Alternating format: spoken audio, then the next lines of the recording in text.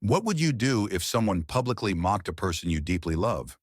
Would you stay silent or speak up, knowing your words could shift the entire conversation? This is the story of a young man whose quiet strength left a room full of people stunned and forever changed how they viewed him. Welcome to Timeless Stories, where we share inspiring tales of courage, resilience, and the power to stand up for what's right. If you love stories that make you think and move your heart, be sure to like, share, and subscribe to our channel. Now let's dive into this unforgettable moment.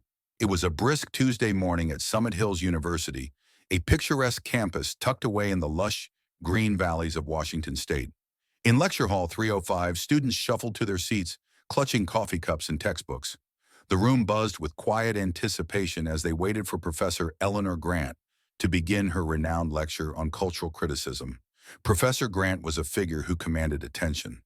Known for her piercing intellect and controversial takes, she had built a reputation for pushing boundaries and challenging her students to think deeply, sometimes uncomfortably, about societal norms.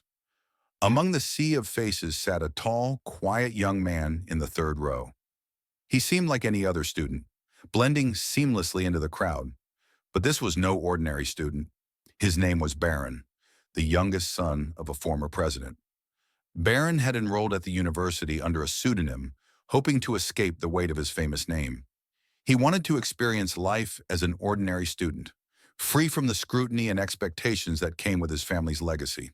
But that morning, Barron's anonymity would come to an end in a way no one could have predicted. Professor Grant began her lecture with her usual energy, diving into the topic of public perception and the power of image. She dissected the personas of various public figures, using them as case studies to illustrate how societal values shape the way we view people in power. Let's take a closer look at some real-world examples, she said, pacing the front of the room. Consider Melania Trump, for instance. At the mention of his mother's name, Barron's head snapped up. Melania Trump is celebrated for her elegance and poise, the professor continued, her voice tinged with sarcasm. But what does that really say about our society? Is this what we value most in women? Beauty and silence? Is this the ideal we want to uphold? The room erupted in soft laughter, with a few students exchanging amused glances.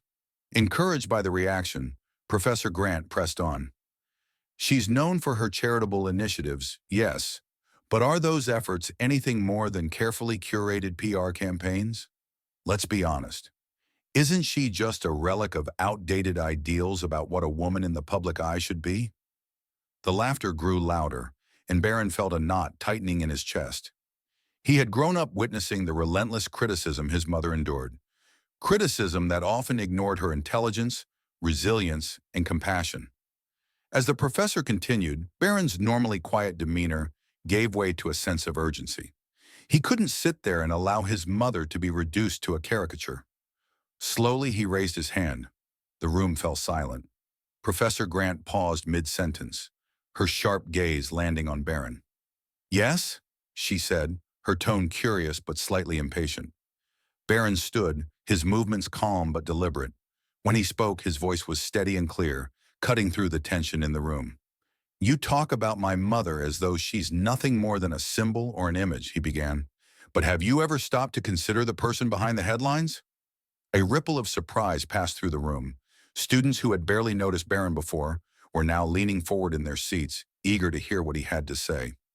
My mother grew up in a small town, Barron continued.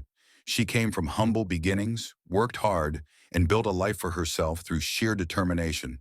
She learned multiple languages, earned a degree, and became a successful businesswoman long before she entered the public eye.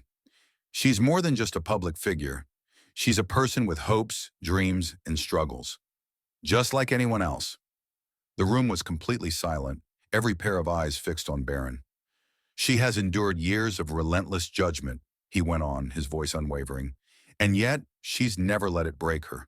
Maybe instead of mocking her, we should take a moment to reflect on why we choose to celebrate certain qualities in people while dismissing others. Maybe the problem isn't her. Maybe the problem is us, and how quick we are to judge without truly understanding. Professor Grant stood motionless, her usual sharp retorts noticeably absent. For the first time, she seemed caught off guard.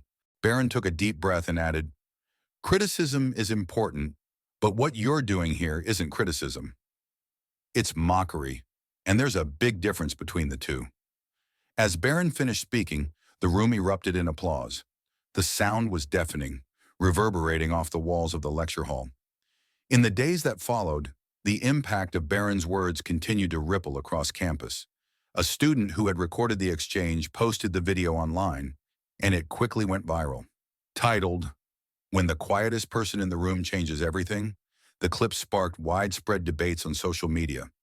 People discussed public perception, respect, and the importance of looking beyond the surface when forming opinions about others. At Summit Hills University, the moment marked a turning point.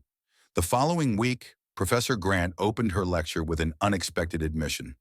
"Last week I was challenged in a way I didn't anticipate," she said, her tone uncharacteristically measured.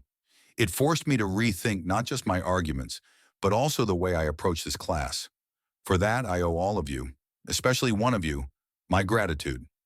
Barron's decision to speak up not only defended his mother's honor, but also sparked a broader conversation about empathy and fairness. His courage reminded everyone that even in disagreement, it's possible to approach others with respect and understanding. The story of that day at Summit Hills University wasn't just about a lecture or a professor's critique. It was about the power of standing up for what's right, even when it feels difficult. What about you? Have you ever faced a moment where you had to stand up for someone you love? How did you handle it? Let us know in the comments below. We'd love to hear your stories. If this story inspired you, consider spreading kindness and understanding in your own life. And don't forget to like, share, and subscribe to Timeless Stories for more powerful stories like this one. Together, we can create a world where courage and empathy take center stage.